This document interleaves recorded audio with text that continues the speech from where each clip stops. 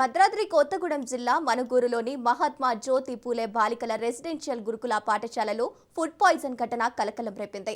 విద్యార్థినులు వడ్డించిన కలుషితమైన మటన్ తిన్న 16 మంది విద్యార్థినులు తీవ్ర అస్వస్థతకు గురయ్యారు. మనుగూరు ఏరియా ఆసుపత్రికి తరలించి చికిత్స అందిస్తున్నారు.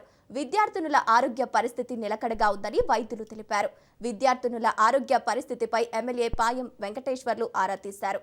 ఈ సంఘటనపై విద్యార్థి సంఘాలు మండిపడుతున్నాయి. గురుకుల పాఠశాలల్లో ఆహార భద్రతపై అధికారులు పట్టించుకునే పరిస్థితి లేదని ఆవేదన వ్యక్తం చేస్తున్నారు.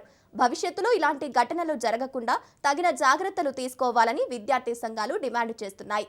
అధికారులు దర్యాప్తు చేపట్టి ఫుడ్ పాయిజన్ కారణమైన ప్రిన్సిపల్, వార్డెన్లను సస్పెండ్ చేయాలని డిమాండ్ చేస్తున్నారు.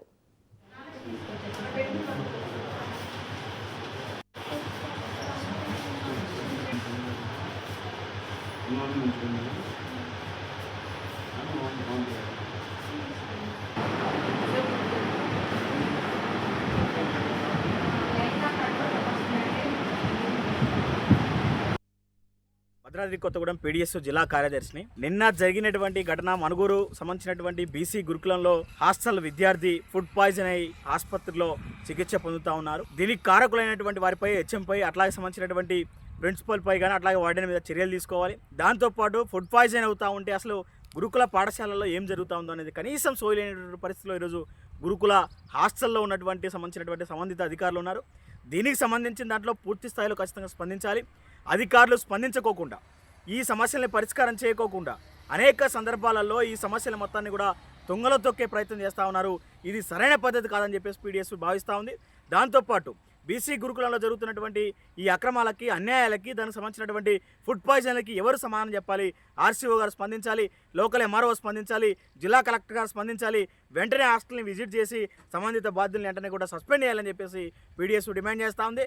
ఆ విద్యార్థిని ఎవరైతే ఉన్నారో ఆ విద్యార్థికి మెరుగైన వైద్యం అందించాలి.